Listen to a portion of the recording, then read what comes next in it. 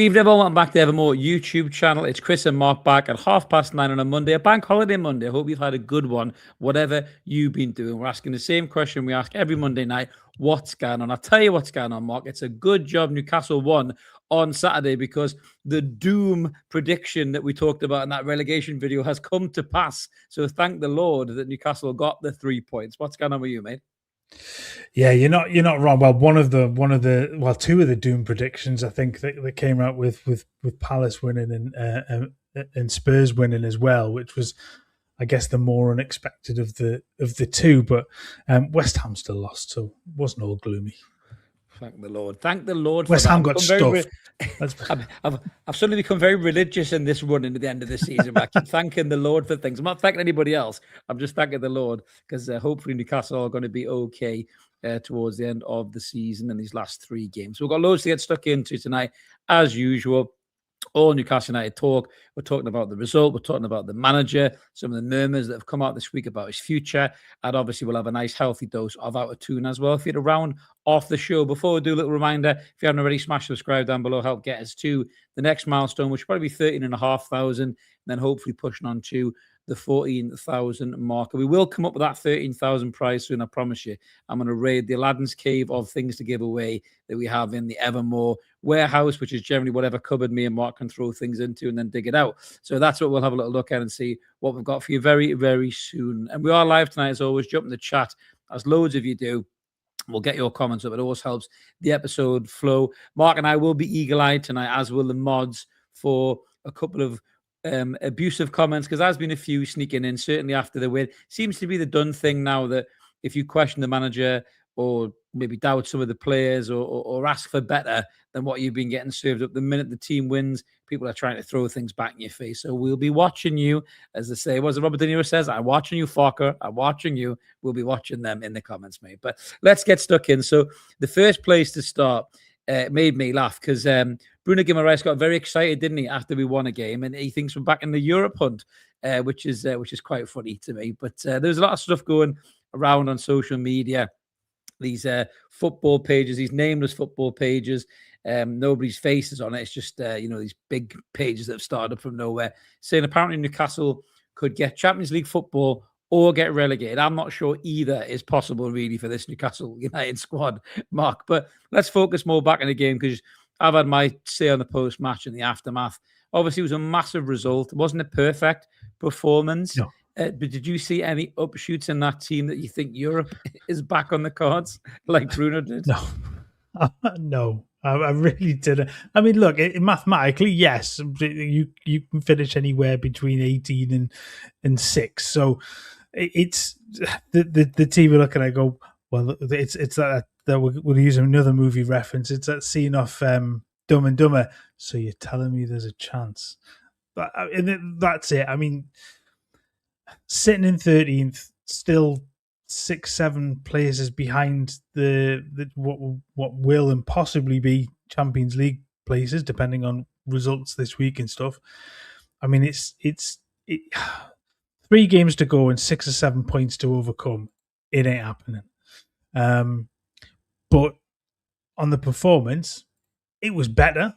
I mean, it was a much more promising performance than we've seen recently.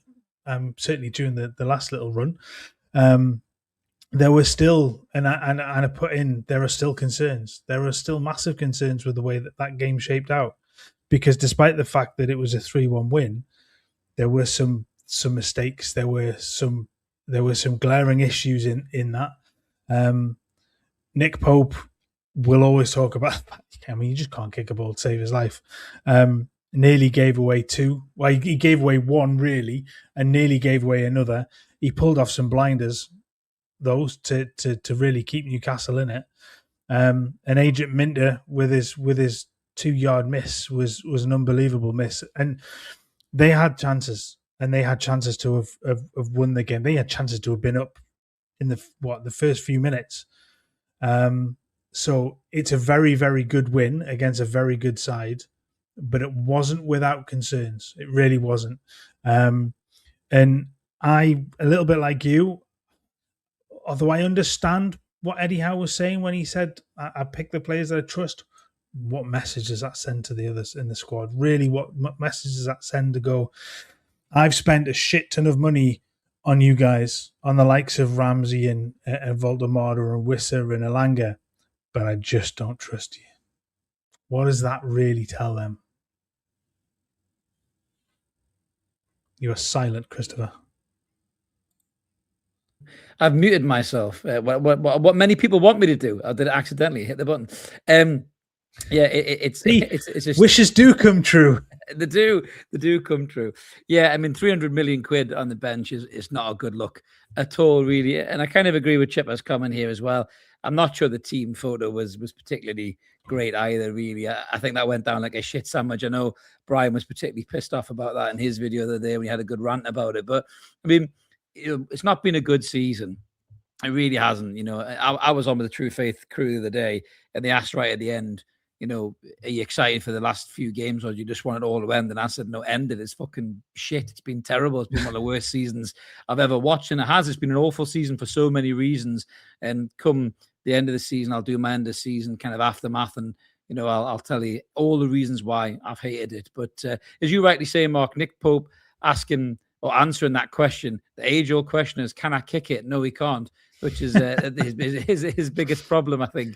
But he did make some great saves. I will give him his flowers for that. Some of the reactionary stops really kept us in the game. Certainly the first minute in, that could be a different game altogether. If that one goes in, I think the one he clawed off the line, the save from the overhead kick, really good instinctive reaction saves. I thought he commanded his box quite well. Everything bar kicking really he was pretty good at. But I mean, I think, largely the reason we won that game, I think, was, the kind of the big performers for us kind of stepped up. Bruno Guimaraes looking sharper, looking stronger, bossing that midfield. Joe Linton looked like he had a point to prove. He had the bit between his teeth. He was aggressive. He was box to box. I thought Willock and Asula added energy and pace that we've lacked for ages. But it is a sad state of affairs when you've got a 10 million quid signing from Sheffield United who's raw, and you're trying to develop as a player. And Joe Willock, who probably should have been sold, let's get it right, 3-4 windows ago. They're the two that are here to save the day, because you can't get the best out of 130 million quid's worth of centre forward on the bench. And Gordon's clearly fell out with him by the looks of it. He's going to be for the exit door. I think that's pretty clear. The Lewis Hall one is weird. I mean, I don't know about you, Mark, but I know we're going to talk about shape in a minute and how the manager clearly wants to play. And it shouldn't surprise anybody what we're going to talk about and how we're going to describe how the manager wants to play. But I thought personally we looked better when we went to 3 at the back with Hall and Miley as kind of inverted full backs in that midfield position. And I think that got more out of the players. I thought they looked better in that kind of formation. And even when Barnes come on, I thought it gave Barnes a bit more license to kind of roam, and he gets his goal, obviously the third goal. A great angry finish as well after Joe Linton should have squared him as well. We know anyone who's played football at a certain level get pissed off and put your foot through it, don't you? That's what Harvey Barnes did there with some real quality and some vigor as well. But what was your take on that? Because obviously it was the second half syndrome once again. We do well in the first half. Yeah, we're 2-0 up. We come out again, and Brighton get into the game. And their goal was beautiful football. Hurtler plays some great stuff. I'm going to talk about Tyndall in a second, because I wasn't very happy with what I saw there, to be honest with you. But I think Hurtler's a great manager. I think he's just signed a new long-term deal, I think, with Brighton as well. So they're obviously going to keep him there. And I think he's an excellent manager. I think he's a breath of fresh air for the Premier League. I love the way his team plays football, and their goal was the kind of football we can only dream of playing this season. But did you think that the change in shape and formation made us look better, or do you think it was more firefighting from the manager? It's a funny one, isn't it? Because I agree. I mean, I thought playing, when you get Hall playing high as he did, and he was able to break and get forward. I'm just looking at the score updates in the chat. It was 3-1 to Everton. Apparently, it's now 3-2 to Everton. So City maybe throw away the title tonight. So that's going to be an interesting last few minutes. What are they in the 85th minute? Whew, that's not over just yet. Anyway, back to Lewis Hall. Yeah, I do think it sort of suits, doesn't it? I think it at the moment where you get a little bit of both sides. So Howe wants the runners, he wants the height and the physicality, but you've also got to intermingle some of that with the good technical players that he has, and Hall is one and Miley is another, and getting them playing as more of wing backs where they can drop into midfield or they can play wide, they can drop back into defence and they can help. I think that's a good thing. It's an option. I don't think it's the long-term strategy. It can't be because of the age of the likes of Dan Burn. And I don't think that gets the best out of the forward players that are in the squad. Whether they will all be there next season is a different story altogether. But I definitely liked bits of what I saw with that. I loved Lewis Hall's drive forward to set up. I talked about Minter's miss before. Johan Wisser. Oh my goodness! Wow. I mean, I've just wow. When the ball is put on an absolute plate for him, and I've no idea. I mean, that's rustiness. That's a lack of form. That's a lack of confidence. Chip has called it. He's living. He is living up to that name. Unfortunately, it was horrible, and all the work that was done by Lewis Hall to get into that. But I like to say, getting Hall into those areas is what you want from him. You want him. He's such a good left foot to put in those crosses and drive forward and get through the midfield and into the attacking third. Probably the best way to accomplish that. But you need then that back line to be have the ability to move and cover, and I think it's sort of set up well to do that a little bit. But there are still gaps. There were still holes. There were still chances for Brighton to play through, and it's not by any means the future. But there were little signs of something where you go, okay, I can see this working a little bit in certain scenarios. I don't mind that. I really don't. Yeah, I mean, I'm just thinking, in terms of England. I mean, if Lewis Hall's doing runs like that and whipping in crosses for Harry Kane, the form he's in, my word, he could be lethal in the World Cup in that England squad. I still think he'll get in the England squad. I think this kind of being dropped towards the end of the season probably hasn't hurt his chances too much. I think he'll still get in because he's a very talented player. But obviously he won't be happy sitting riding the pine. I mean, we don't know what's happened behind the scenes. He could have his head turned. He could have an agent in his ear or something like that, talking about a move. And maybe that's what Howe's referring to when he talks about the players he can trust. But I think, and we'll get into this, in terms of the playing style, actually, we might as well, I suppose, just change the order around a little bit and just kind of more of the same, really. Then we'll come on to the Matfen Hall murmurs. So what Howe did in that game, and we all know it, he reverted back to what he knows. He reverted back to what he did back in, when he first came to Newcastle, when he had to stop the rot, when he had to keep them in the Premier League, and the season after, when we ran harder and stronger and quicker than anybody else.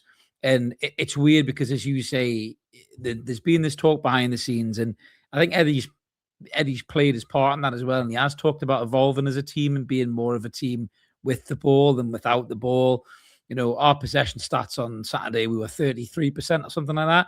We ceded the ball to Brighton, and that seems to be where Newcastle do their best work, when they're the underdogs and they're back against the wall and all that. And it seems very much to everybody that he's gone for what he knows and what he trusts, and that's big, strong, powerful lads who can run and fight and have pace and can unsettle people and all that. And it worked for him. I'll give him that. It worked for him. But against probably a better side, I think we would have got picked apart on Saturday. I think Brighton are a good side, but I think Brighton are very much a play from the back type side. And the fact that we pressed them with the energy of Willock and Asula, I think it stopped the centre-backs playing and moving the ball into the gaps in the midfield. And I think that probably threw Brighton off the stride. And before they knew it, they were 2-0 down, probably against their run of play, really. I mean, if they put that first chance away that Pope saves, and if Belieber's shot doesn't hit the bar, they're 2-0 up.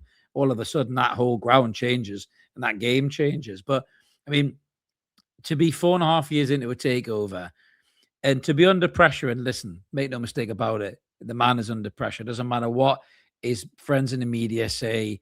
and the We Love Eddie Howe group, and certainly the local journalists and some of the fan base as well, where they have a go at you for critiquing the manager's tactics and results, like you're having a go at the guy personally. This is the biggest problem. The biggest problem is people can't separate the man from the manager.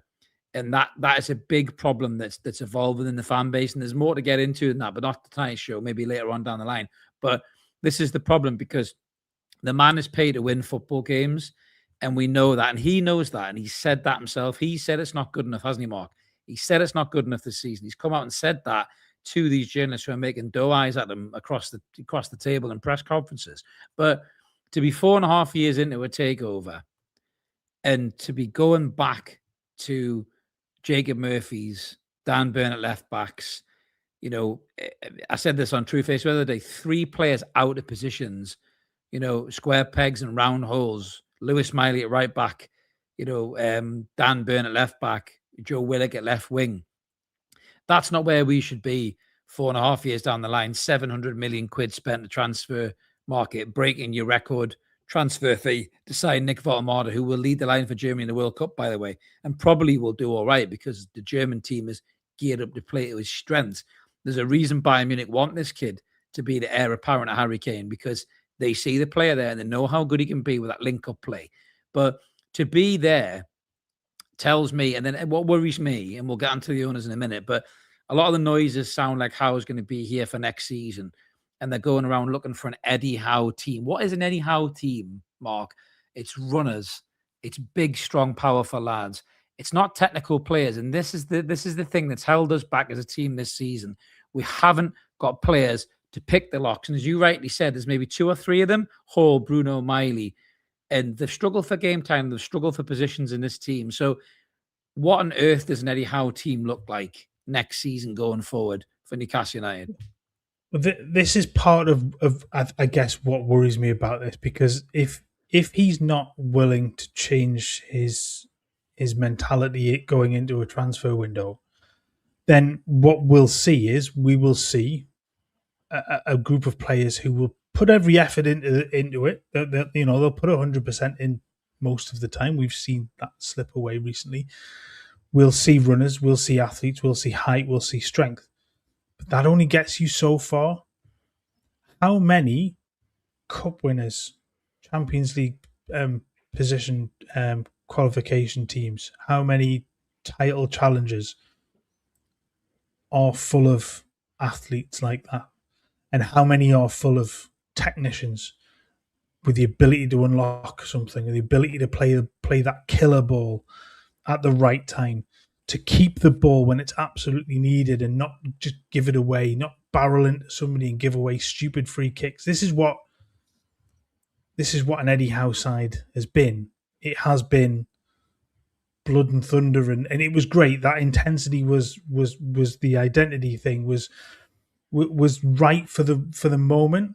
It's gone. That intensity isn't there anymore. They've not been allowed to do it. They haven't been fit enough to do it. But the way that he's structured his transfer business has been around maintaining that style of play. If he's not willing to bring in technical players, then I just can't see them challenging regularly at the top of the field, because they're not going to be able to keep the ball enough or use the ball well enough to break down those sides that they have to break down and to get ahead of. You've only got to look at the stats against those sides in and around the top half to know that when you keep the ball, you're not even the bottom, the guys who sit in low blocks, and the bottom half of the team, we can't break them down either. So no, and to a point, effort will get you past most of those just because there's extra quality there. But to get past that middle rung and that top half, you need the players that are going to be wizards. They're going to unlock something. They're going to create something out of nothing. They're going to, ping a shot from 30 yards. They're going to play a crafty through ball or whip one in around the defense. There isn't enough of that, and there are too many fully blood and thunder players that are there, great. That's fine. But you've got to mix, and you've got to find a way to integrate those players into the squad. There is one sitting on the bench that can be part of that group, but he has to find a way to get the best out of that player.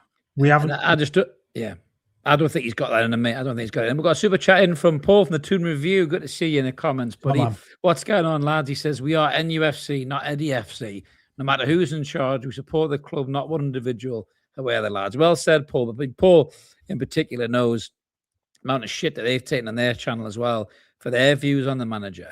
It is crazy. It is crazy. And yeah, I mean, I agree with Hustler's ambition there, gaslighting. It has been a lot of gaslighting this season. It really, really has.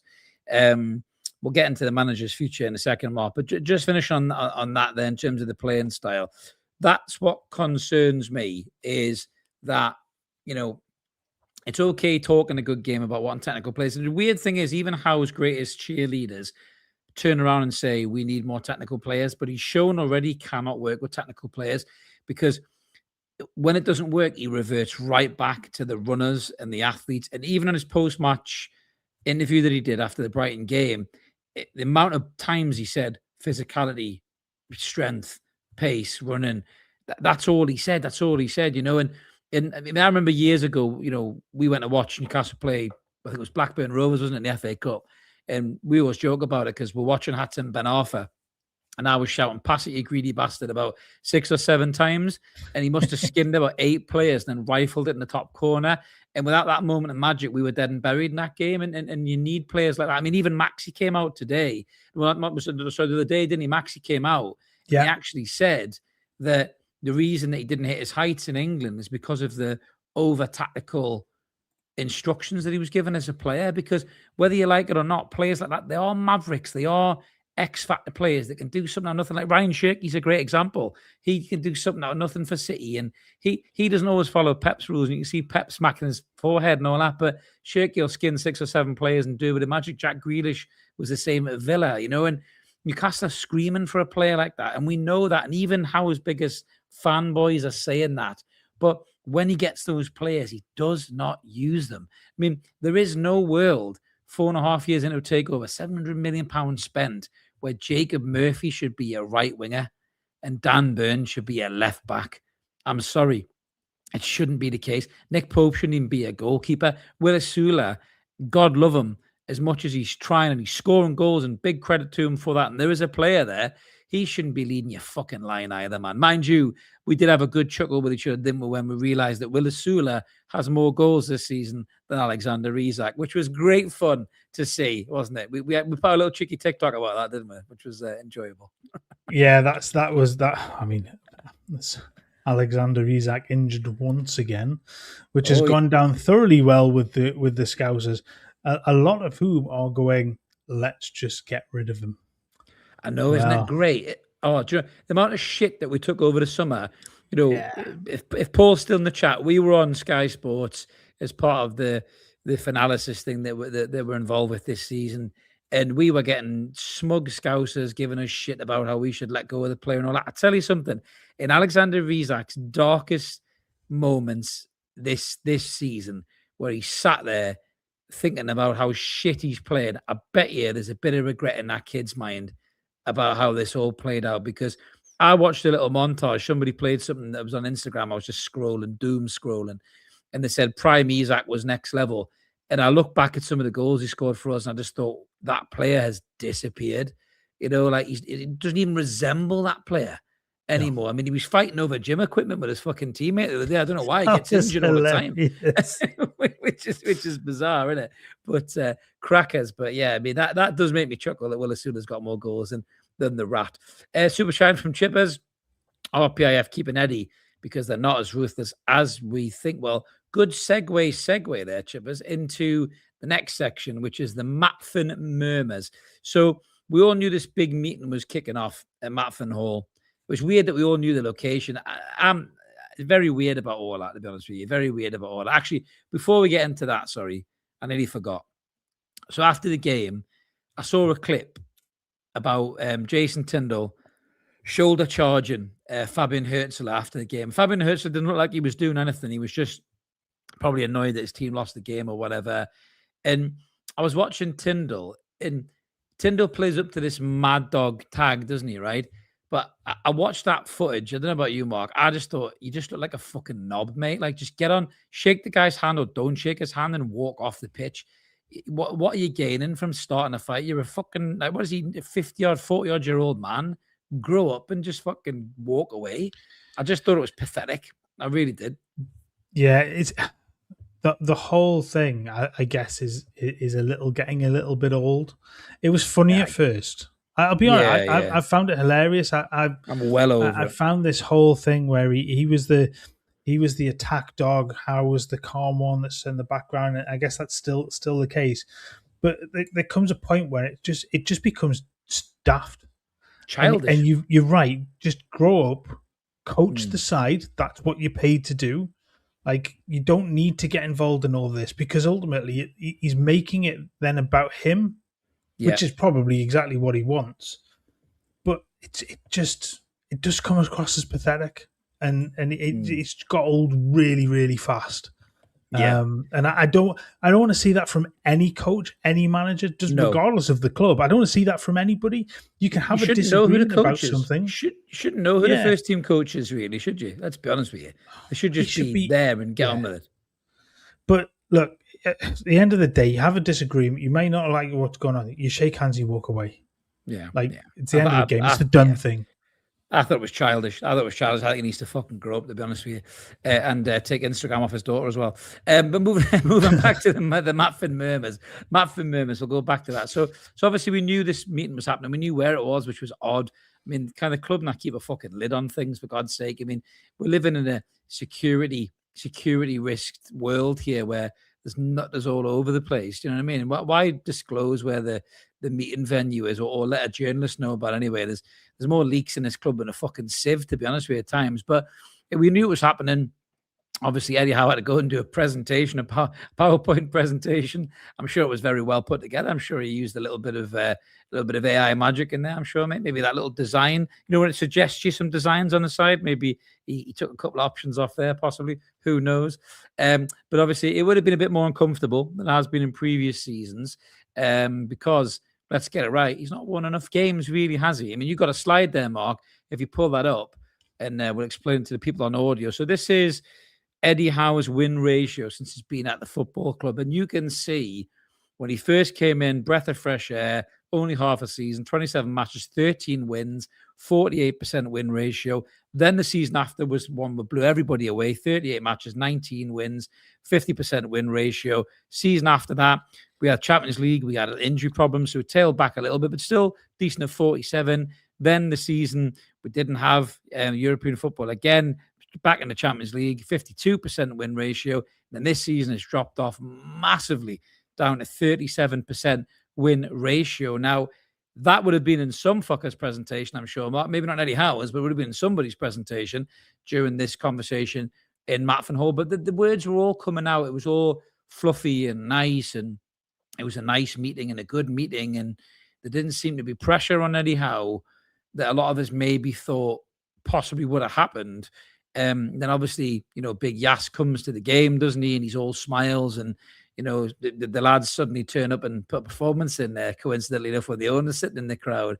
He's shaking hands and having in-depth conversations with Anthony Elanga, a £55 million flop on the sideline. He's cuddling Anthony Gordon. He's kicking the ball around, and he hit the club photographer, I think slightly. Was it Serena?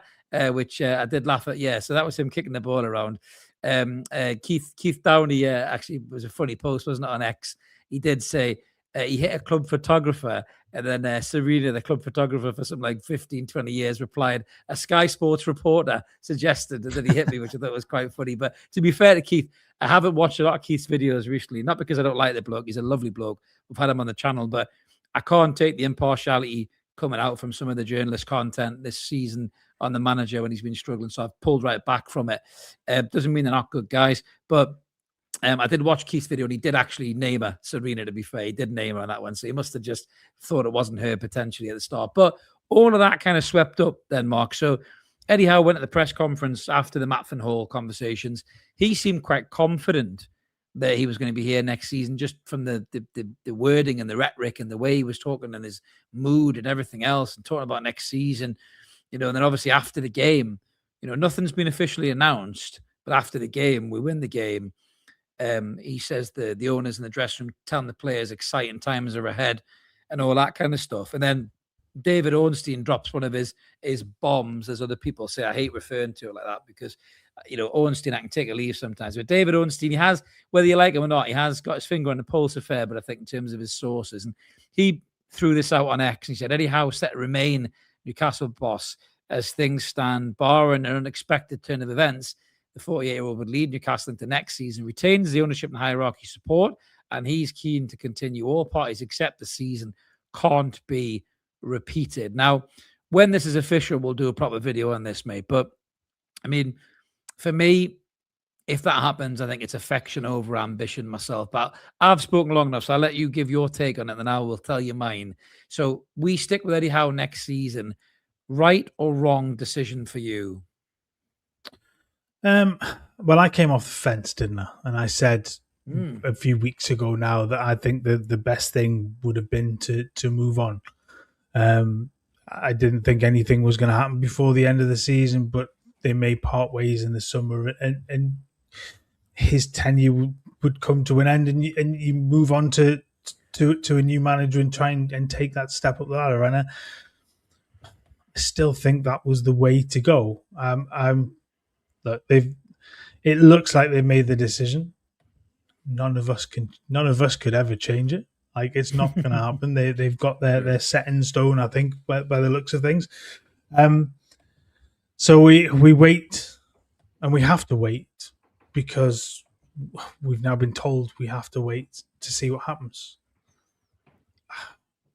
The worry is that we see another difficult summer, bearing in mind that the amount of money that was spent last summer, bear in mind the financial restrictions that may come down from UEFA for being above the rate, their 70% squad ratio cost or whatever it is.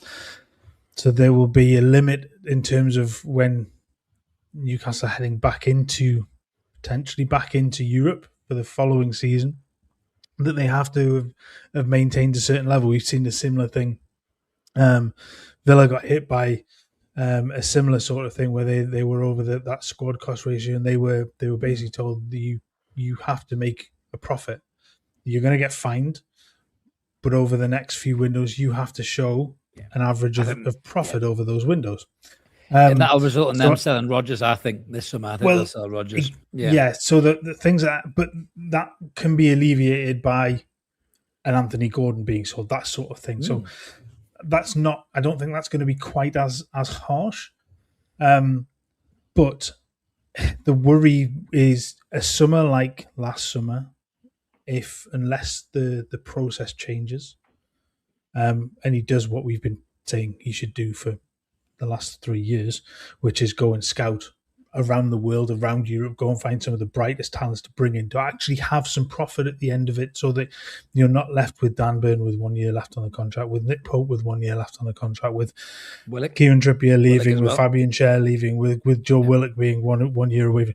Like, these are all players that are coming to the end of the contract and you will get nothing for them. So that mentality has to change. And if it doesn't, then it's going to be a very difficult start to next season again. If it does change, it could still be a very difficult way to start the next season, because you've then got the issue of bedding those players in.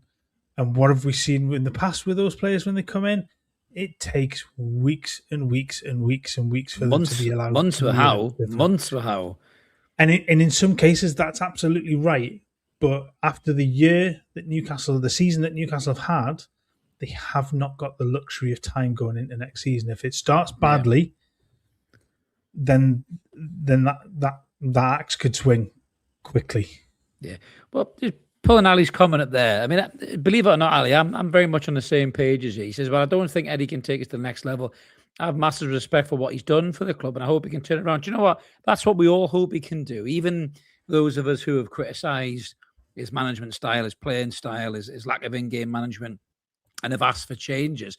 We would love nothing more than for this guy to turn it around because, like I said before, the biggest problem that this fan base has at the moment is they're struggling to separate the man from the manager. When you criticize Eddie Howe, it's almost like you've told them their best friend's a wanker, or I don't know, their brother's an ugly twat or something like that. They get really personal, really upset about it, and then they accuse you of being that very personal about the situation, and you're not being personal about the manager. It's nothing to do with him as a person.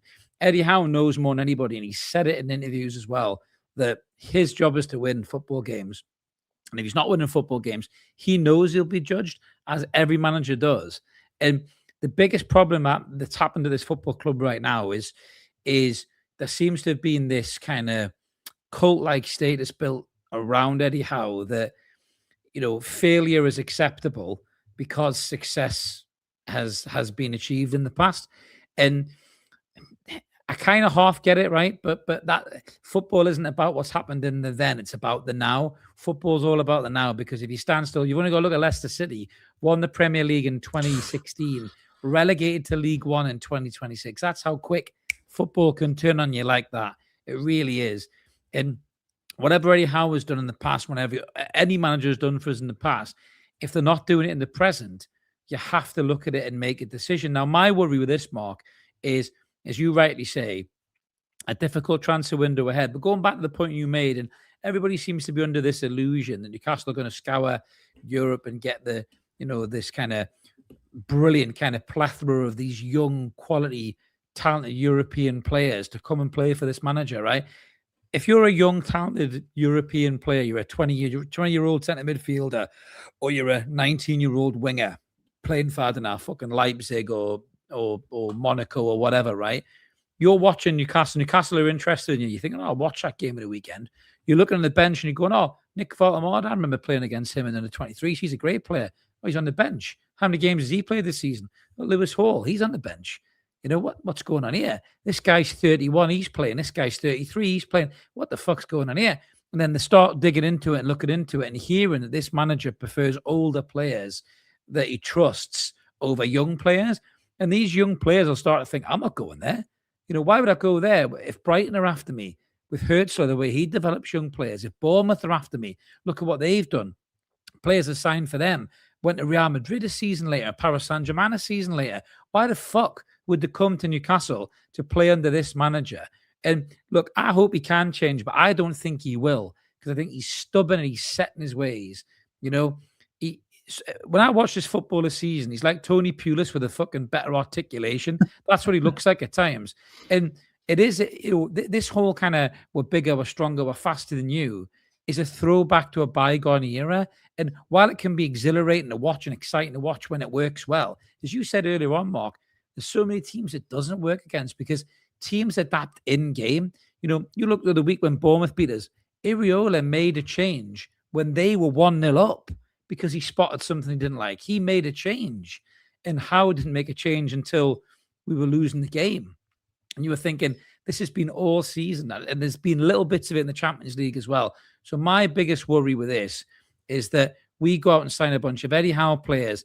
You're talking Marcus Tavernier, you're talking Dominic Solanke, you're talking Nicholas Jackson up front because he's big and he's strong and, and he's quick and all that stuff, and that's fine. Okay, right, whatever. But, say we lose Nick Voltemade, we take a loss on him and he goes to Bayern Munich for 50 million quid, goes on and wins the fucking Bundesliga, the German Super Cup and the Champions League, playing second fiddle to Harry Kane and then takes over from when Kane either comes back to England just to break Shearer's record or piss him off at the end of the next season or whatever. But we'll be looking back at that going, we had such a talented young player and this manager just completely burnt it.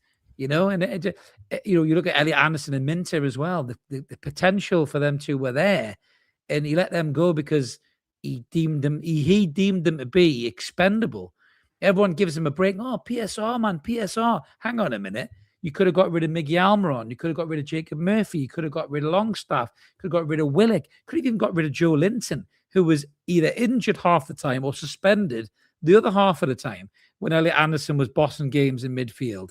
Like, bad decisions from this manager that just people give free passes to. And the biggest worry for me, not only if the window goes that way, he never starts seasons well, Eddie Howe. And all of the fans like me who have got doubts about him, who will say, listen, fair enough, if the clubs say they're keeping him, then we back the team, we want them to do well and everything else, right? Get the season over with, looking for the next season, hope and ambitions are there again. But if he starts poorly next season, all of the doubts from last season are back and they're amplified by 10, and the fans are, there's discontent in the fans, there's discourse in the fan base, people are pissed off, fans are fighting at each other's throats right from the start of next season again because this guy is still there. And I just don't think it's a good decision. But we'll wait till it's official before I go into that in a bit more detail. Got a super chat from Dan, evening lads. Finally moved and settled. Well done, mate. I got a great job now. He lives in Northwest Wales. What a lovely place to live, mate. Sorry I missed the last few shows. Been a hectic week. Well, glad to have you back, Dan. And what a lovely part of the world that is, mate. And you enjoy yourself. But go on, Mark. I'll let you come back in on some of the things I've just said there. I mean, am I right? Am I being unfair? What do you think?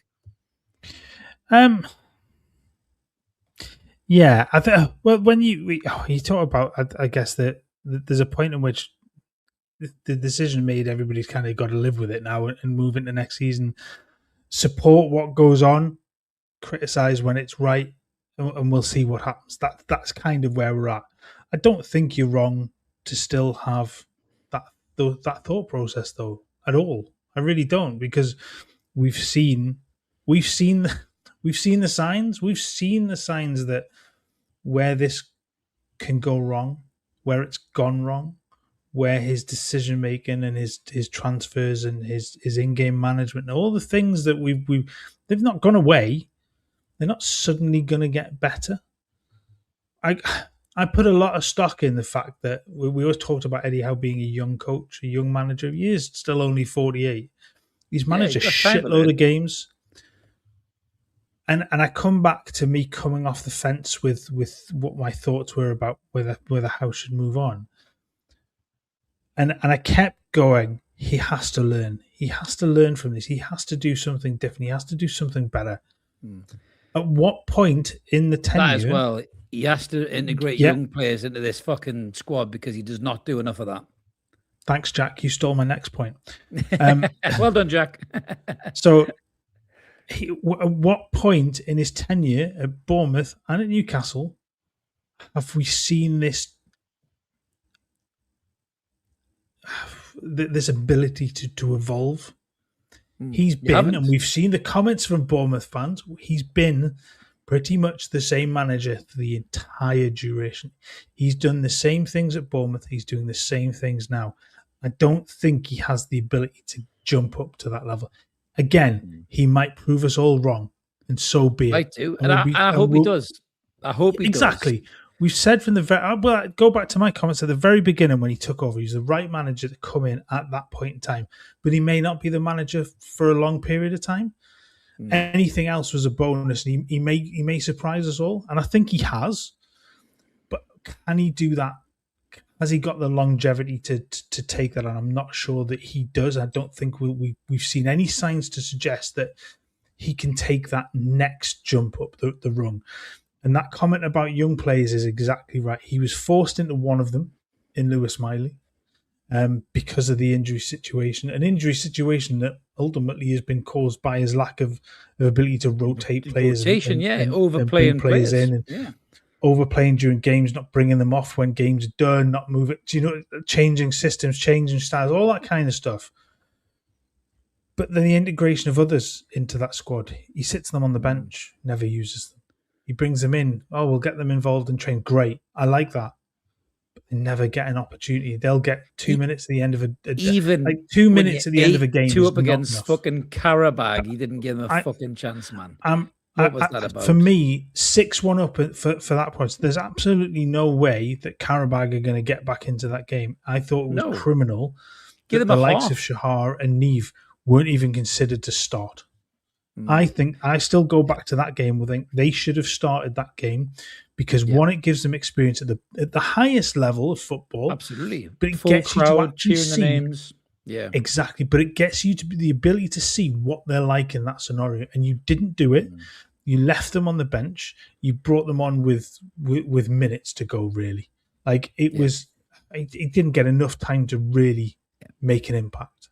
And that worries me as well, what Ian's saying. I'm a big fan of Lewis Miley. Playing this kid out of position, as good of a player as he is, because he's a good footballer, Miley, he'll give you a performance anywhere. I think the longevity is he might ruin his career.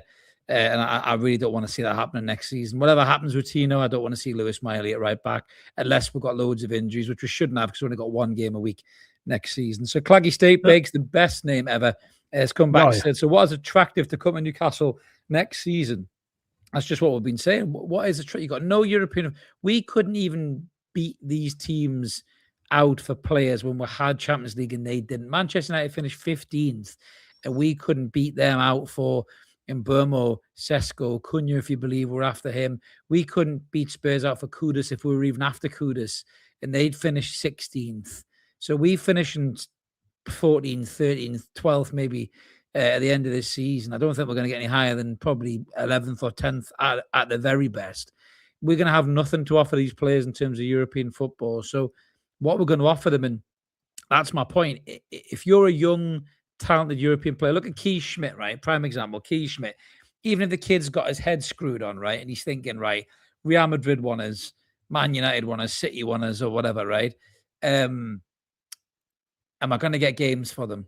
Probably not. You know, like look at Arda Güler at Real Madrid. He's a great player, and he has played really well for me. He's probably played a lot more games than people maybe thought he would have done for them. But he might think, well, do you know, I want to go somewhere where I'm playing week in, week out, and I want to be a main focal point of the team. Is he going to look at us and go, well, I've got no Europe, so that'll hurt my Dutch squad chances? Because that kid will probably be Holland are in the World Cup, aren't they? Did they miss out, or did they get in the World Cup? Holland, I can't remember. I've thrown you there. I can't remember. You've completely thrown us there. Look at that in the background while I'm rambling. And I know Italy didn't make it in. Yeah, Italy definitely didn't make it. They did get it. I think Holland made it, but you know, he's not going to want a club with no European football because it'll hurt his international chances. But as I said, if this manager's got a reputation of taking young, talented players from the continent and basically not playing them and ruining them, the Nick Voltemade one. The Nick Voltemade one will hurt Eddie Howe's international reputation more than a lot of the Eddie Howe fanboys and girls want to admit. Because if he takes that player into this football club and doesn't play, plays him out of position, basically gets rid of him after a year, even though the kid scored, 11 goals in however many games he's played. So Nick Voltemade has actually not done that bad, right? Given the state of the way he's been managed at Newcastle. He'll go back to Germany and probably be class, score loads of goals, go on to be a much better player, and we'll be looking on in envy when he's scoring hat-tricks in Champions League going, fuck no, we had him. Didn't even play him. Played him in midfield, you know? But that'll hurt Eddie Howe's chances to sign these players, because these young players, they all play against each other in the youth tournaments internationally, and they'll be looking at the way he's handled, you know, Nick Voltemade, the way he's even handled Jacob Ramsey, leaving Villa and going to Newcastle. Jacob Ramsey can't get a game, you know, ahead of Joe Linton and Ramsey. And Tonali doesn't even want to be here. And Ramsey can't get a game over him. You know, and you're thinking, what the fuck is going on? Jacob Ramsey's probably questioning why he came to Newcastle as well. You know, so this whole kind of myth that Eddie Howe is this fantastic manager that all these young kids want to run and play for, I think it's for the fucking birds now, Mark. I really do. He's going to have to prove to these young players that coming to Newcastle is going to give them an opportunity to progress their careers, because at the minute you're not seeing it. You look at that bench. That bench of the weekend was probably better than the starting lineup. You know, you had Lewis Hall, Nick Voltemade, Harvey Barnes, Anthony Gordon, Johan Wissa. I know he's been off form, but that's 5 players. If you said, if nobody watched Newcastle play, you'd be going, well, they start, don't they, every week for you, surely. And he had them all on the bench. I'm sorry, but I think that's going to come back and bite him, mate. I really, really do. Yeah, if you're looking as a young player looking for a club, or there are players coming in, that's a very good point. It's a great comment by Leonidas. He's bang on the money. Because championships and cups and things are not won without the ball. No, you have to have the ball. It's great to be good off the ball. I get that. Of course, yeah. But there were moments on Saturday when Newcastle were shocking without the ball as well. So look, when you focus on that, you have to get that right. But if, say, you're a young player, you're going to look at Newcastle and go, "Yeah, no Europe. Have you got a coach that can develop me and get the absolute best out of me? Where's my stepping stone?" They'll look at Fabian Herzl at Brighton, and they'll look at they would have looked at Iraola at Bournemouth, but they'd look at Bournemouth's model. They'd look at Palace's model and go, "Those clubs will play me from the start. They will play me. They will get the best out of me. They will develop what I have." Yeah. And you said it before, the likes of Dean Huyson, who was at Bournemouth and had moved on. They had the fella whose name completely went out of my head that went to PSG is exactly right. But those are those younger players that come in. Was it Zubimendi? Not Zubimendi. That's the Arsenal fella. It is a Z, isn't it? It's a Z, yeah. I'm gonna check it now in the background. Zabani, might be Zabani. Yeah, might be. Is it Zabani? Yeah, Zabani. Anyway, yeah, Ilya Zabani. Yeah. So he developed quickly and went off. Kirkaz as well developed well and went off to Liverpool. Like, they lost all of those players because they were developed, because they were allowed to show what they were good at. Semenyo is another good one. Yeah. So those are the clubs that young players will look at and go, "Hang on, I can go and play Fabian Herzl or whoever is at Bournemouth, and I can go and showcase what I've got in one of the biggest leagues, one of the best leagues in the world. I'll be on TV constantly. I'm going to get the eye of my national manager. I'm going to get the eye of the big clubs around the country and around Europe." At the moment, you're heading there. You're not heading to Newcastle.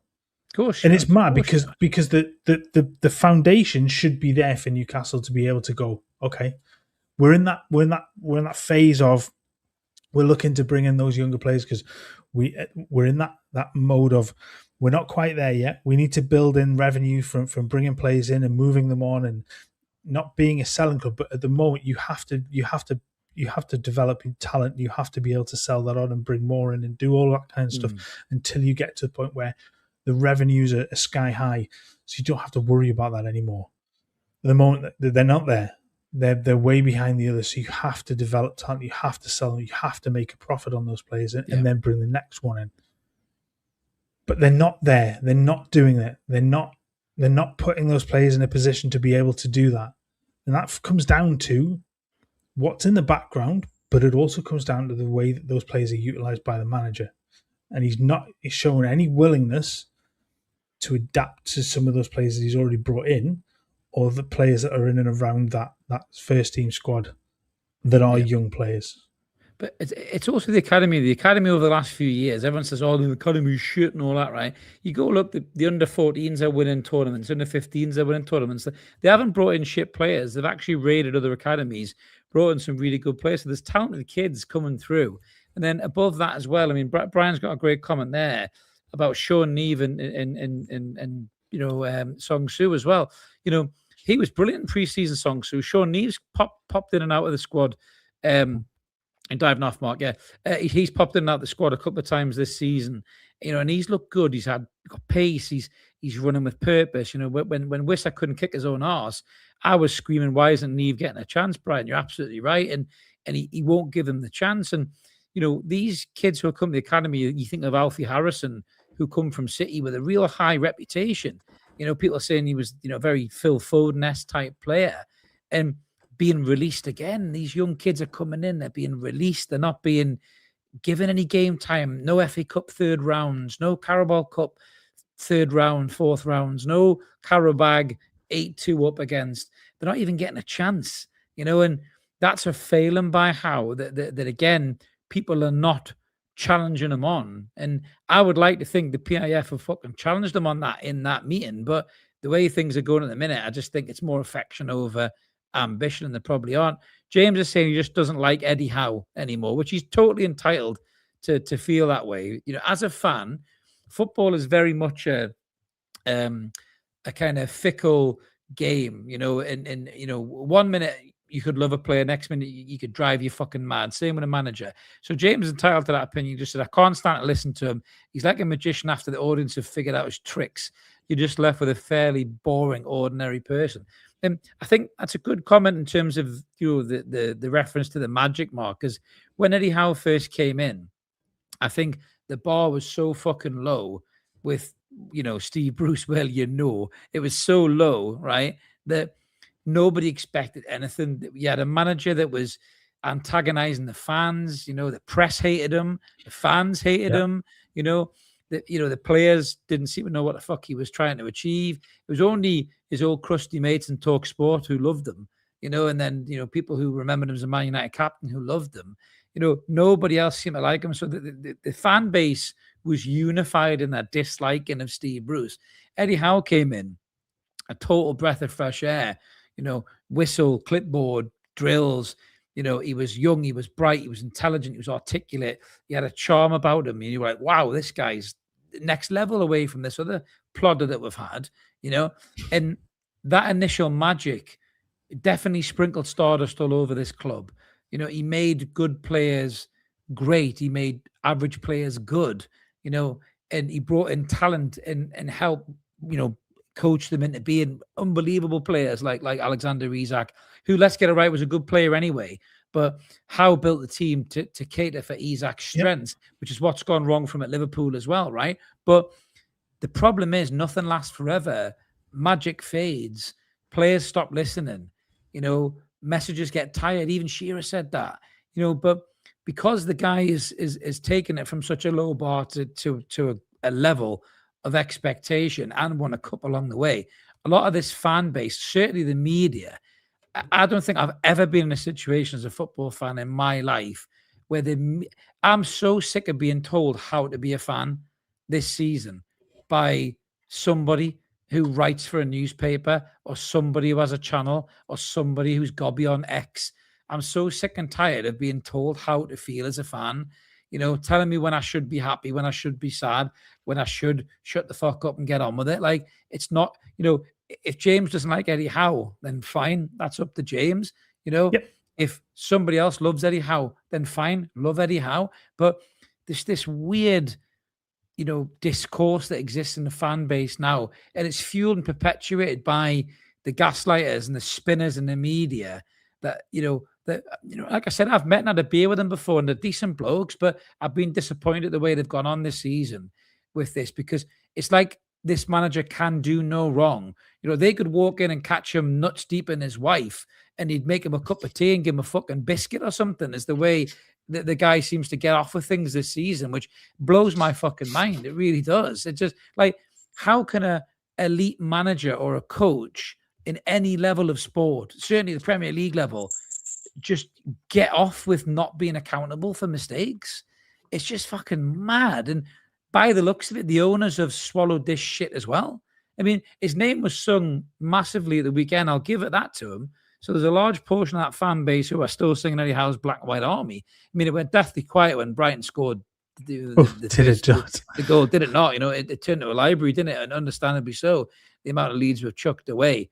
But I just don't know, Mark. I mean, is this manager really in a position where, let's get it right. If we hadn't beat Brighton, Spurs won. If West Ham had won, which they didn't, right, we could have been right in the shit.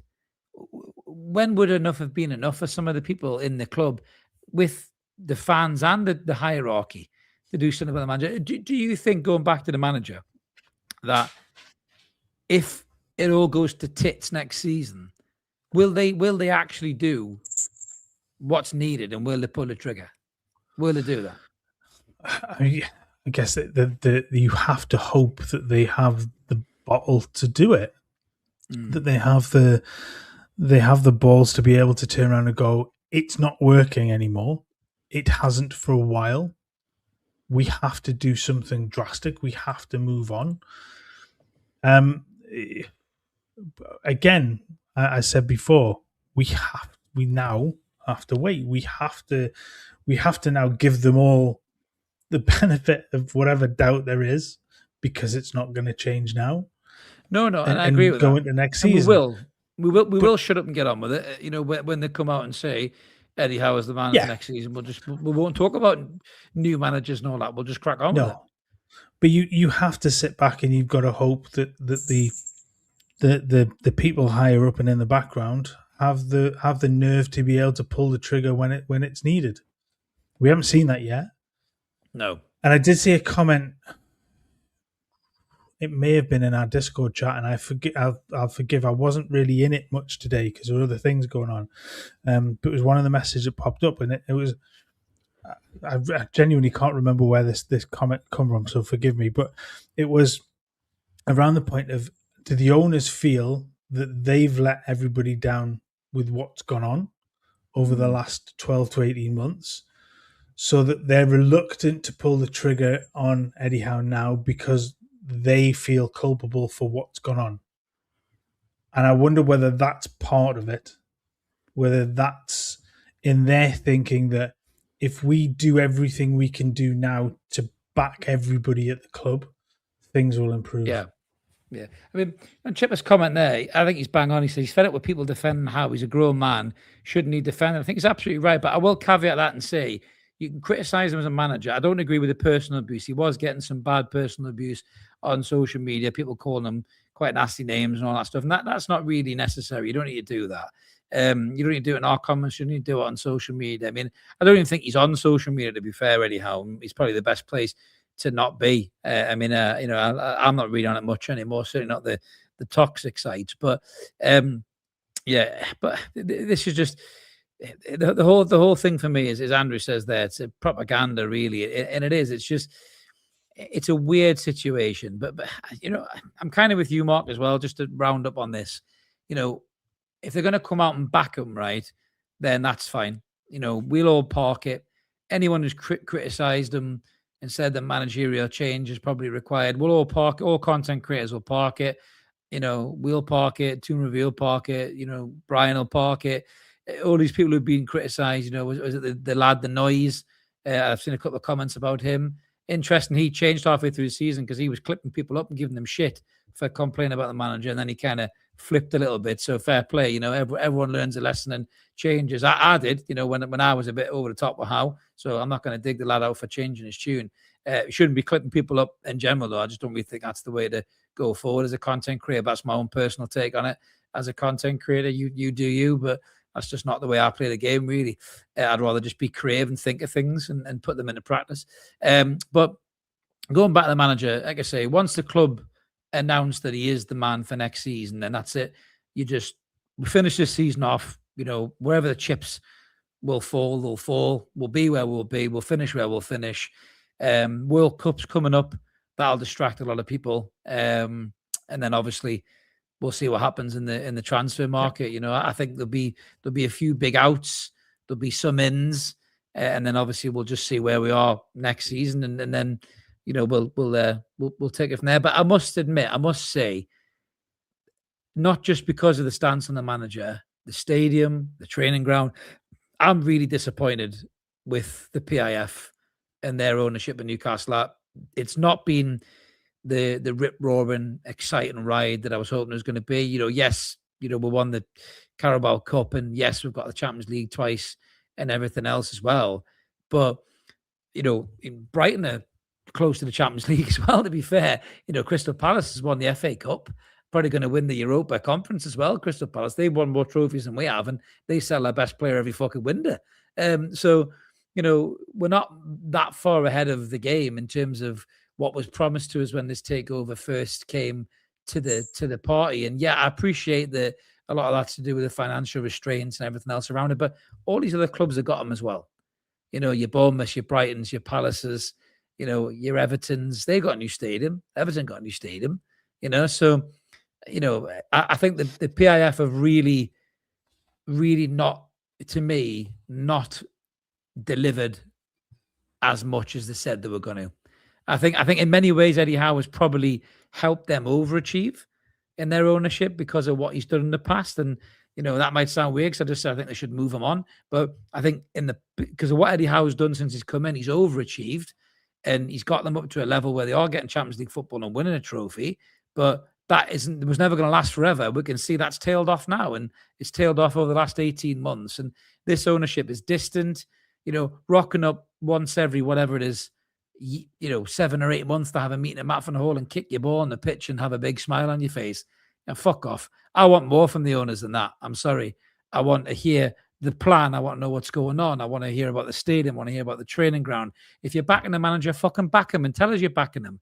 If you're going to get rid of the manager, come on and tell us he's gone at the end of the season. It's not hurt Bournemouth with Areola going. It's not hurt Palace with Glasner going. It's not hurt Fulham with Marco Silva going. So they could have even told us before if they were going to get rid of the manager, which obviously they're not going to get rid of the manager. But that, for me, it sums up the kind of hollow husk shit of a season for me with the club. And I will get into that big time on my end of the season, and it will be a fucking rant. I'm telling you that right now, it will be a rant. But I'll get that all off my chest come the end of the season. But yeah, we're done with that, I think, Mark. We'll move on to a little bit Out of Toon. Unless there's anything else you want to add in that one, mate? No, I think you're right. I think in terms of the owners, fair enough. There's limited ability to adjust massively playing squad based on what they've spent. Yeah. I still think they've spent it in the wrong places and on the wrong personnel, for one. But that's different. But for me, it's just the lack of planning from the outside looking in, and it looks like a lack of planning for the training facilities, a lack of planning for the stadium, and what comes next. The other takeovers that happened, and I'm good. When you look at the likes of City, they had those plans there in place, ready to go, ready to be worked on from the moment they walked through the door, and that just wasn't the case for Newcastle. And it's taken far too long to even contemplate what comes next. Like it shouldn't have taken nearly 5 years to get the point when, right now, our plans are in place for a training facility. Those plans should have been in place the moment you walk through the door. Work on them from that point, and then get that announced and get that built as quickly as possible. Because the longer you wait, the worse it gets. Absolutely, and this league can leave you in the shadows very quickly if you get things wrong. Ian says there, that was the wrong one. Sorry, Ian, I clicked on the wrong one there. Just you having a rant, Ian. I do like your rants. Leonardo said he doesn't think that Amanda Stavy's new consortium is a coincidence. She can smell a potential takeover. Maybe that's the case. That has been put to people about the PIF's longevity in the project, but they've assured everybody that they are going to be here for the long haul. But I mean, outside of building the stack, I'm not really sure what we've seen, in all fairness. Yes, they've signed a couple of decent players, but they had to because the squad was threadbare. We've already done that to death. I'm not doing it anymore. But yeah, let's just see what this season ends like and what the summer looks like, and then we'll start to question what PIF's plan is and everything else. But let's have a breather, Mark, and get away from Newcastle with a little bit of Out of Toon. There was a huge game on this weekend, which one Alexander Isak didn't actually play in, which was Liverpool versus Manchester United, because he's injured again. It looks like he's probably going to miss the whole season. The Liverpool fans want rid of him. Careful what you wish for. That's what we keep saying to us. Careful what you wish for, Liverpool fans. Careful what you wish for. But there was a little bit of worrying news prior to the game that Sir Alex Ferguson had taken poorly, hadn't he, before the game? So Sir Alex had taken poorly before the game. He's getting on a little bit, Sir Alex, God bless him. But he was taken away from the ground, taken to hospital, I think, to have a little bit of a check through, but he was allowed to go back home to recover, which is great news, Mark, because listen, football rivalries aside, there's a human being we're talking about, but probably in my opinion, the best modern day manager I think we probably both ever seen, really, in all fairness, certainly in the Premier League. But we just hope Alex is okay and he gets well soon, mate, yeah? As vehemently hated as he was by every other fan from every other club in the Premier League for about 20 years, yeah, you don't wish hell on anybody like that. So we wish him a speedy recovery. We wish you hadn't been quite as good as you were. But yeah, we might be feeling better soon, mate. Yeah, we might have won a fucking title by then. Leo's in the chat, been a member for 3 months. Get well soon, Alex. Absolutely, yes. Yeah. And Leo, Alex Ferguson is a legend. Yeah, you got to say that. Football rivalry. You cannot deny that. It's just that is fact. You absolutely can't deny. Absolutely can't deny it at all. But Yeah, so this game pulled up a lot of things, including number one of two really refs this week. So if you hadn't seen this already, there was a tackle that went in from Bruno Fernandes on old Szoboszlai. And I mean, I'm not being funny, Mark. If that ain't a red card, I don't know what is. I mean, Szoboszlai gets the ball, he kind of shifts his weight, moves the ball miles away from Fernandes. He goes to deck quite early, slides right through, takes the standing leg, studs raised. Really, ref? How is that not a red card? And he's jumped into that as well. Like he was booked. How I beggar's belief how that's not given as a red card. There was another one as well from the Chelsea game today that I think the Everton game earlier on. How Michael Keane, I didn't have time to get a picture of that. How Michael Keane stayed on the field tonight is beyond me. He's gone over the ball. Straight through Doku, but that's just awful when you look at that. The studs are up the back of his really bad, back of his leg. It's a shocker, and again allowed. And they got the other really ref from that one. There's a third one. Is the Sesko's goal? Sesko's handball? Yeah, he shouldn't be allowed either. He fucking slaps into the back of the net as well. Referee standards are terrible. We saw Anderson's tackle as well in Europe midweek. That could have been a straight red. Unai Emery was livid about that because that was a bit reckless by Anderson as well. In all fairness, Yeah, that's. I think when you watch and it goes over the ball. Yes, he does take the ball, but he goes over it, and his studs into the ankle of was it Watkins. It's a horrible challenge. He's really, and in Europe as well. Like the amount of shit decisions we see in Europe, and that one was allowed to start. I was baffled by that one, but the Bruno one was an unbelievable mess. Well, it was terrible. It wasn't the only thing that was a bit feisty in that game as well. So obviously, Liverpool lost the game 3-2 at the end. A Kobe Mainoo goal. Jamie Carragher was not in a very good mood, clearly, on Sky Sports commentary. Him and Gary Neville were talking about what's going wrong with Liverpool. I did laugh because the conversation was, why did they sign Isak and Ekitike? I don't understand. Greedy. That's why Carragher. Greedy, because he was greedy. So Ekitike should have come to Newcastle. We all know that was a fucking case. If you wanted Isak, Newcastle should have let you have Isak. You should let us have Ekitike. But you were too greedy. You wanted both of them, and now look what's happened. They're both injured, and you fucked. But there was somebody who wound up Carragher a little bit more, and I can kind of understand this because he does wind us up as well. And that was everybody's unfavorite pundit, I would say, Rio Ferdinand. So Rio Ferdinand put that up on X and said, caption this. And I'd like to think Carra was a couple of beers in here, raging, talking to a couple of the Scousers, spitting like mad, not on people this time, just in general, shouting about this. Sorry, Cara, shouting about people. That was too easy. I couldn't have passed that one up. And he's just said, have some of that, bruv, you Scouse. XXX probably. Not like you to make sure you were in the picture of someone else's goal. You now carry on this ritual by hanging around mix zones, bothering star players and asking your lackeys to film it. Ooh, bit of needle there, mate. A bit of needle. Yeah, it's an odd one, isn't it? Where you carry on something like this 20 years after you finish fucking playing at that. Rio is a knob, though, isn't he? Rio is a knob, though, isn't he? Let's get it right. He always has been. I mean, let's get this right. This isn't news. He's always been a dick. Yeah, Carragher too, for that matter, has always been a bit of a dick. It's funny. It's funny seeing two grown men fall out, like do this online, and it's just funny. Like, yeah, honestly, James is right. Fernandes is such a poser. I mean, absolutely that whole Ballon d'Or thing with Vinny Jr. Like, oh my he's God, one of the most overrated players you've ever seen in your life, mate. But it was horrific. Speaking of overrated players or players who haven't fulfilled the potential. It's been a bit of a rough old time for Chelsea as of late. Obviously, Will from the in-betweeners got sacked because he lost 5 games on the spin. They did manage to get through in the FA Cup, but the Premier League form is shocking. They've been battered by Forest, which had some interesting moments, especially some nasty tackles, which we'll get into in a second. But one Chelsea player who won't be playing for Chelsea anytime soon is the Ukrainian winger, Mikhail Mudryk, who is going to be banned for 4 years. This is just a little bit of a summary of Mikhail Mudryk's time at Chelsea. So he signed for 100 million. He handed a 7-year deal worth 100 grand a week. He hasn't played for 2 years. He's now banned for 4 years. He will still have a year left on his Chelsea contract after his ban ends. That is possibly one of the worst signings in Premier League history. And not only that, right?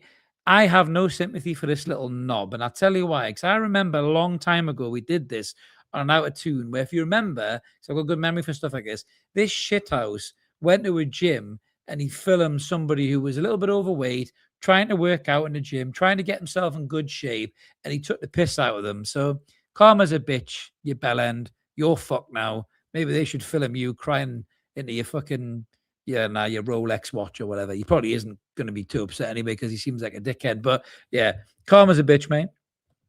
It is. I nearly played the laughing audience thing in the background for this as well. I just couldn't find it quick enough to play it. Play it. Hang on. There you go. Honestly, I mean, and this was, let's not forget, this was a player that Newcastle were linked with as well. Oh, thank God. I mean, how fucking horrendous would that have been? But I mean, he's just absolutely waste of space. Complete waste of space. Yeah, total waste of space. Get him out of football, mate. I mean, Pogba. You sound like Souness there. Pogba. I mean, Pogba wasn't as big of a knob as this guy, and you know how much I hate Pogba. But yeah. Get him out of the club. Get him out of the club. But we'll get him out of football in general. But I tell you, who's not out of football, who's bang in football, is a certain famous cartoon character who's decided to join Spurs in a record deal, and it's none other than Peppa Pig.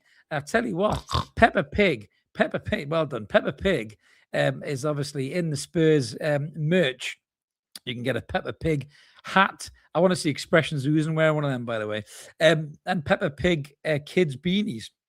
Now, it's no coincidence, Mark, since Peppa Pig has joined the squad, Spurs have gone a bit of a run, to be fair. I think as well. She's obviously been a hell of a signing. Fucking hell, honestly, when we sort of looking at this and it was like, oh, well, they're writing this shit. They're really struggling. Then they pick this time to come up with this. Well, I'll be honest with you, that was one of the things that I sort of my thoughts went to immediately. But yeah, it is baffling to announce at this particular time when things were as they were. I mean, they've turned a little bit of a corner over the last week, but just the most bizarre link I've ever seen. Phenomenal. Very, very, very true. Maybe we can sign a cartoon character to help us win the games builder? as well. Maybe get Quagmire. Oh, right. Newcastle shirts and that's just coming across like the advertising, just giggity, just going across the line. See if he runs quicker than Jacob Murphy. He probably will do, to be fair. But yeah, very interesting take by Spurs. Very interesting.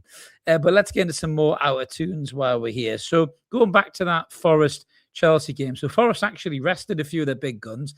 Elliot Anderson and Morgan Gibbs-White were on the bench. I did catch a great clip of Elliot Anderson yawning because he was fucking bored, which I thought was hilarious when they were 2-0 up.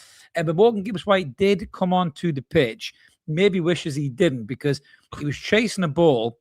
I mean, Morgan Gibbs-White's in great form at the minute, it must be said. He was chasing a ball and Robert Sanchez came out in the Chelsea goal. And wow, they clattered into each other, something rotten, totally unintentional, no malice intended, just 50-50.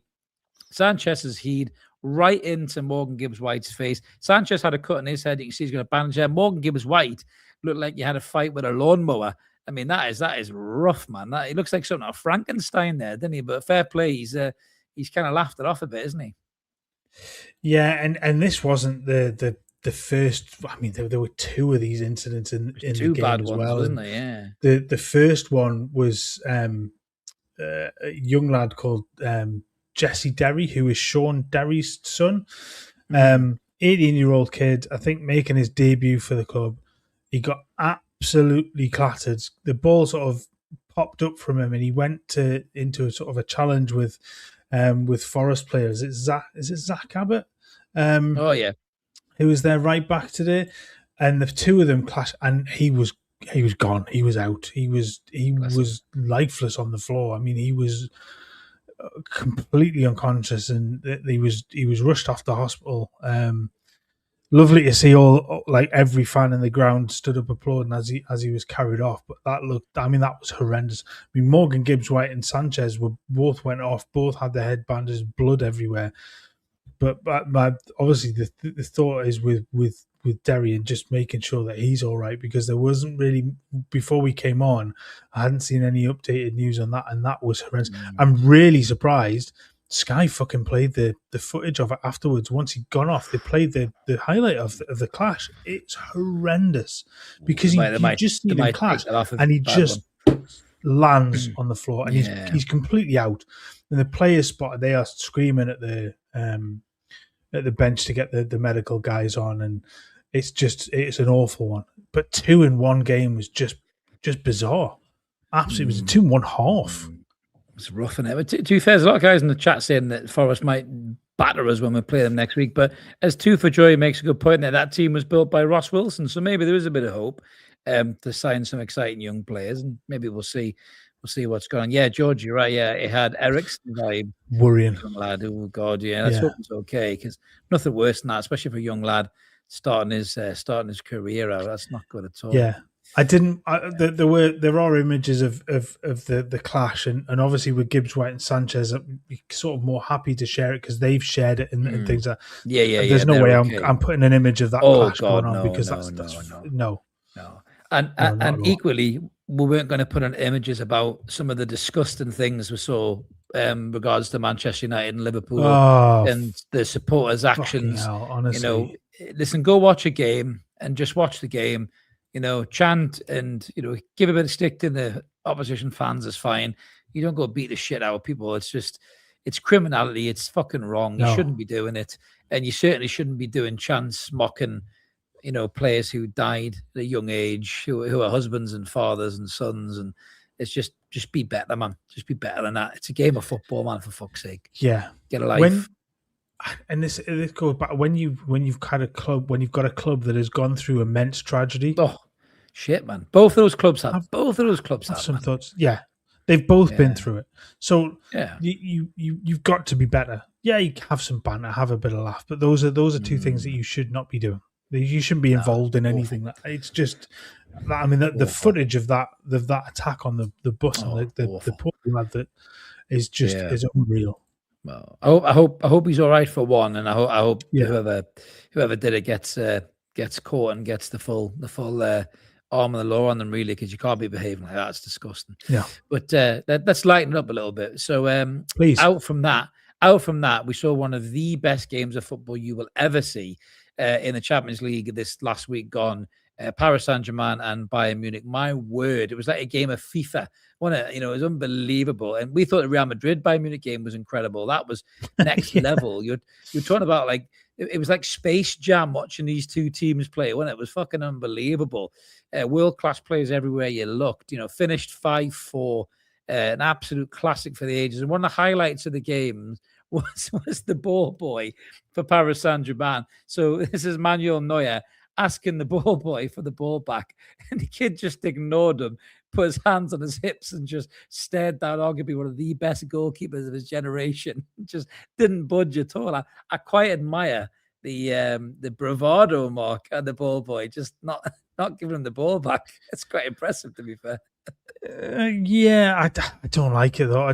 You're there to do a job with the ball. Shithousery at its finest. It is shithousery at its finest, but I'm sorry, there's a line for it, and I just think in a game of that magnitude, you've got a job to do on the side of the pitch. You've got to do better. I get it's funny, but no, it's not. That one's not for me. But mind you, at least Neuer handled it better than. Oh, the game was unbelievable. Wow. I was going to say, at least Neuer handled it better than Eden Hazard. Was it Neto did and Eden Hazard did? Fucking hell, honestly. Eden Hazard, I mean, what on earth? That was that Swansea that he did that? Yeah. That was against. He kicked the kid. Yeah, I mean, to be fair, it could have been worse. He could have stole a cone like Jacob Murphy did and wore it as a hat in the sunshine, which was quite funny from the weekend. I must admit that did give me a wry smile. I must admit. But yeah, so our second really ref, Trent Alexander-Arnold, who's had a bit of an up and down time over in Spain. He's had some moments of quality. He's had some scary moments. He's had some moments where I think even in one of the games recently, was it this game or the game before, where his teammates were mocking him for jogging back rather than breaking into a sprint, getting back to defend. But he put in a stinker of a tackle in the most recent game for Real Madrid, and he should have been. I think it should have been a red card, Mark. He was over the top of the ball.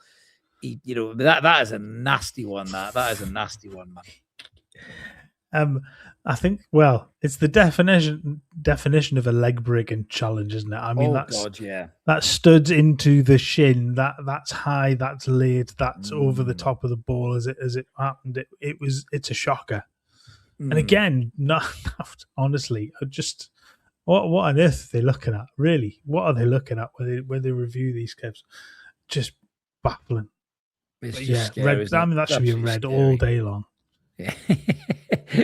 Aid Bird says that Hazard would have kicked him. He would have done. He kicked that Swansea lad, didn't he? He didn't give a shit, did he, Hazard? What a player, though. What a player. I saw him playing highlights of a Legend game recently, and he's got like a kite hanging over his shorts, but he was still fucking superb. He was like dancing around players, and them jinky hips were still there, and you were thinking, that kid is unbelievable. What a footballer he still is, even at the physical shape he's in.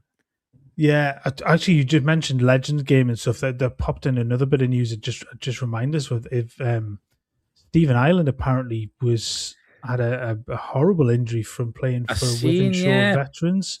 Popped up, didn't it? Yeah, he was in an ambulance, had to come take off in an ambulance job and stuff. So yeah, he's I think the headline was that his wife was left shaking and stuff, but I think he's had his leg snapped, so obviously best wishes for a speedy recovery to him as well, because that's awful. That's awful. Jesus, that's absolutely horrendous, mate. God, we've been grim tonight, haven't we? Christ. I know. That's you bringing the tone down. I didn't even want to talk about that one. You just throwing that in there. My God. It just suddenly jogged my mind. Yeah. Today's episode was brought to you by misery, the emotion you feel where things are really bad and you feel really sad. Speaking of misery and sad and shithousery as well, what the fucking hell happened at Sheffield Wednesday, where they decided to announce the points deduction on the big jumbotron for the Sheffield Wednesday fans mid-game? I mean, that was fucking brutal, wasn't it? That was terrible. Yeah, so the Sheffield Wednesday have now been taken over, so they've got a new lease of life going into next year's League One season. But they had a 15-point deduction hanging over them going into the new season, with being in administration, I think, and it wasn't looking very good for next season for them. And obviously with the owners coming in, and I love the way that they announced this, they did little montages of the new owners on the field and stuff, and it flashed up with next season, or the 26-27 points deduction, and then it starts dropping down and down and down, and every time it dropped, the crowd got it. The roar from the crowd when it got to 0 was unreal, and I'm so pleased for them. I was more pleased with the fact that they won on Saturday and got themselves back to 0 for the season. Obviously, with the points deduction that they've had this year, I think they lost 18 points in total, and they've lost players. They lost their captain during the season, who went to Millwall, and Barry Bannon. Everything that kind of could have gone wrong for Wednesday this season and before has happened, and it's just nice to see some positive for them, because they're one of my they're the original Premier League seasons. I've got a soft spot for Wednesday. I really do. I've been to Hillsborough. I've seen Wednesday to be clear, play. You mean Sheffield Wednesday, not Wednesday the character, in case somebody gets you in the comments, because they might do that. Yeah. They can easily be clicked up there. I've just saved you there. So, there's a knock at the door. Yeah. Although no, hang on. She is like 20 odd years old, to be fair. It must be said before somebody gives any shit about that, by the way. But I'd just like to maintain Sheffield Wednesday. Yes, I do have a soft spot for Sheffield Wednesday. Yeah, Sheffield Wednesday. it is just nice to see. It's nice to see good things happen when shit has hit the fan for somebody like that. So let's hope that's the beginning of the turnaround for them as well. Yeah, James says she's not bad either, to be fair. She's not, mate. You give her that. But I don't know whether it's a good thing or a bad thing for Rotherham that Steve McLaren is back in the game as a possible director of football at Rotherham. Yeah, Steve McLaren there, that Dutch manager, Steve McLaren. Former Magpie Lee Clark is the interim manager, currently at the New York Stadium. Crazy stuff. So, I mean, as long as I don't let Steve McLaren anywhere near the starting 11, he might do all right, to be fair, because he has got a lot of football knowledge, but just don't let him manage your team. It's probably the best advice I can give you. Keep him as far away from the dressing room as possible, and any umbrellas for that matter. It's very true, very true. Yeah, George is just saying, to be clear, a Sheffield Lurch and Sheffield Gomez as well. To be clear. So well said, mate. Well said. And also Sheffield Morticia, of course. Morticia and Pugsley. Absolutely. Yes, exactly. Exactly. God, we'll be here all night.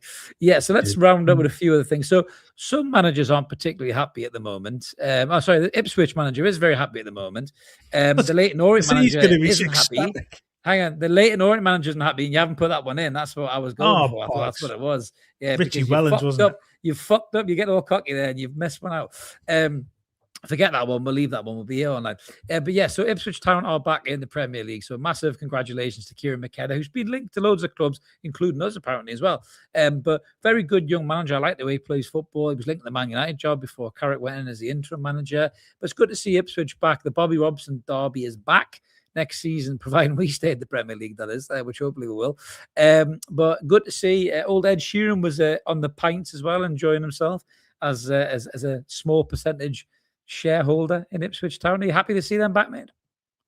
You're happy to see him back. I'm not happy to see Ed Sheeran on the screen constantly again. For fuck's sake, honestly, we had this. I'd rather have him in the fucking Wrexham owners. Fuck me. Honestly, at least he wouldn't be hogging the limelight like them lot. Yeah, but at least they've got a bit of crack about them. Do you know what I mean? But yeah, I'm really pleased for Ipswich. Ipswich are another one I've got a bit of a soft spot for because of the early Premier League days and stuff. Soft spots in a fucking bouncy castle, you mate. But mate, I tell you what. Hey, thanks very much. But no, like it is good. They've done well. They've taken their lumps by getting relegated, and they've come back. And you know, it was, I kind of saved it for the last day of the season, but they were to all intents and purposes up as the day started. But yeah, really good for them. So yeah. Ladies and gentlemen in the chat, Mark, the Bob Geldof of football fans, just wants everyone to be happy and loved and promoted and everything else. There you go, positive. So let's finish on a couple of maybe not so nice stories for one and good for others. So Scott McTominay, who's also been linked to Newcastle, even in this summer as well. I'd take him. I think he's a good player. He's a leader, gets goals, gets stuck in. But he was branded average in an astonishing rant by is that Roger Nainggolan? Nainggolan, who plays in Serie A. Still played. He's quite an old player.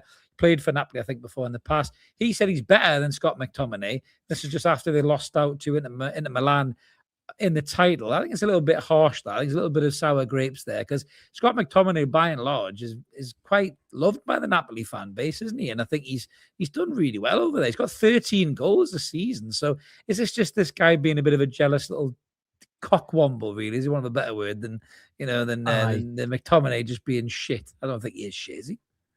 No, he's certainly not shit. He's definitely not shit. I think it is a little bit of grumpiness from Nainggolan. Yeah. He's a good player. He was a good player. Was he all that? I'm not sure he was either. Was he fuck? He's a bit of a thug at times, wasn't he? On the field. Was it Nainggolan that did the foot up challenge in the World Cup? No, that was De Jong. That was De Jong on Xabi Alonso. Yeah, it was De Jong. My apologies. That was the leg breaker of Hatem Ben Arfa. Yeah, it was terrible. But yeah, just he's. Yeah, I guess. Yeah, I'd take McTominay. There's loads of links to him coming back. I think he'd be a great signing for Newcastle. I generally do. I think there are 19 clubs in the Premier League that would happily take Scott McTominay, Yeah. given the way He's a that great player. he's found form. And let's not forget, he's done it for Scotland as well. It has helped get And them to they're the not World Cup. particularly good. Yeah. Exactly. And speaking of Scotland, they could very well have new champions soon for the first time in 40 years. That neither Celtic or Rangers will win the SPL, the SPFL as it is now, because Hearts beat Rangers 2-1 to put themselves miles clear. And you see they're miles clear of Rangers anyway. They're on 76 points, Rangers on 69. And the Hearts have got 3 games to go. And the last game of the season in the Scottish Premiership is Hearts versus Celtic. I mean, talk about a barnstorming end of a season, Mark. I mean, our season may have gone to shit, but wow, I'll be watching that game. That'll be fucking superb. And it's at Celtic Park as well, isn't it? So that's that's going to be it. If the title's still on, that's going to be an absolute barnstormer. That will be amazing. But yeah, I mean, really, really nice to see Hearts doing that, and just to break up the monotony of the big two in Scotland, just constantly. I didn't know it was 41 years.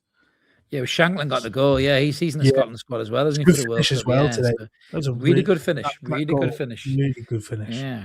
But that's brilliant. It's great to see. So yeah, we're watching that with interesting. All football fans were really, because it's nice to see teams win it out of the stage. Cool. We all loved it when Leicester won it, didn't we? Instead of the usual fucking suspects. And if Scottish football can get that happening for them as well, then happy days. And massive for Hearts and those fans who have lived in the shadows of those two Glasgow Giants for decades now. So yeah, massive good luck to them. My dad will not let me back in the house hearing me say hello because he's a Celtic fan. So do not let him listen to this episode. Well, no. But to be fair, he thinks the shit they bear in the title months ago. It probably was when they had that awful manager in, the Canadian lad, for a small period of time. The fella that was he in for 5 games, lost all 5. Would dreadful. He didn't have. I mean, he looked like a trainee kid that had just been gone. Yeah, you just take over for a couple of weeks. What was his name? Oh, what was his name? What was it? I'll see if the guys in the chat can get me before Celtic manager sacked. There you go, Celtic manager sacked. Who was it? Yeah, Wilfred Nancy. Wilfred Nancy. Yeah, Nancy by name, Nancy by nature. Out he went. He was shit. I think that's a good way to round it up, because we've been on for an hour and a half, so longer than usual. Because Mark loves every team. He wants them all to be promoted and wants good things for them. So Mark's telethon took us 10 minutes over.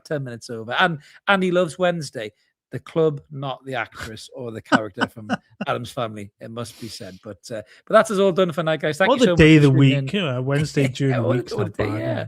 I'm always partial to Thursday myself, to be fair.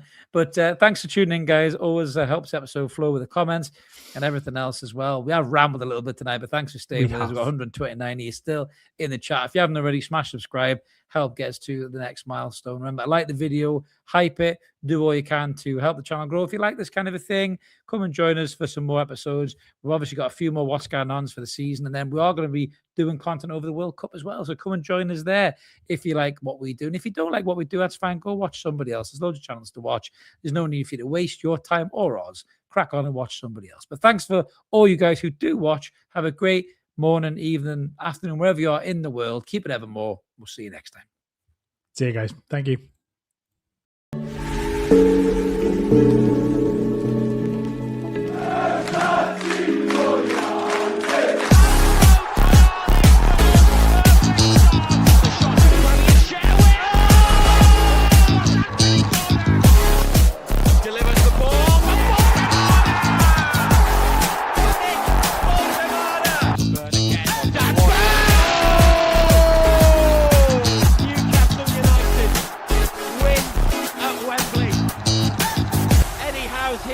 Celebrate. They have done it.